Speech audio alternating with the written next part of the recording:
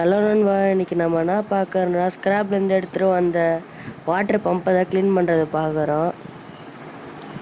So views தான் நமக்கு நிறையா போகுது, நீங்கள் சப்ஸ்கிரைபே பண்ண மாட்டேங்கிறீங்க. சப்ஸ்கிரைப் பண்ணுங்கள் நண்பா.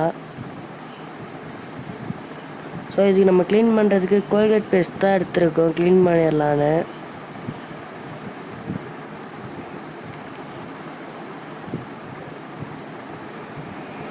நார்மலாக எப்படி தேய்ப்போமோ அதே மாதிரி தேய்ச்சிக்கலாம். சார்ஜர் பின் ஆகிற அவுட் இதை மட்டும் தான் நம்ம தண்ணி போகாமல் பார்த்துக்கணும். அது போச்சுன்னா உள்ள பேட்டரிலாம் இருக்கனால ஸ்டார்ட் ஆக வாய்ப்பு இருக்குது.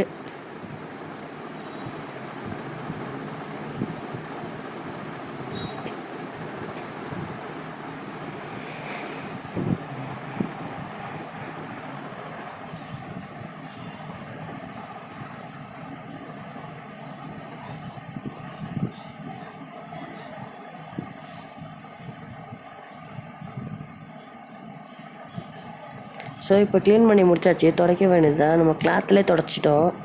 இப்போ வந்து சார்ஜிங்க்கு போட்டு பார்க்கலாம். கொஞ்சம் பவர் பேங்க்கில் போட்டு பார்க்க போகிறேன். ஹீட் ஆகினா தெரியும் பவர் பேங்க்கில் டக்குன்னு. அதனால் வந்து நம்ம பவர் பேங்க்லேயே போட்டு பார்க்கலாம்.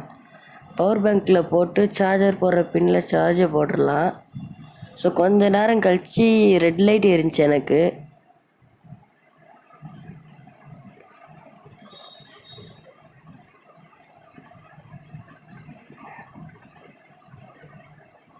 ரெட் லைட் இருந்துச்சு, அடுத்து க்ரீன் லைட் இருந்துச்சு. மறக்காம நம்ம சேனல் சப்ஸ்கிரைப் பண்ணுங்கள், இதில் நல்லா தான் இருக்குது.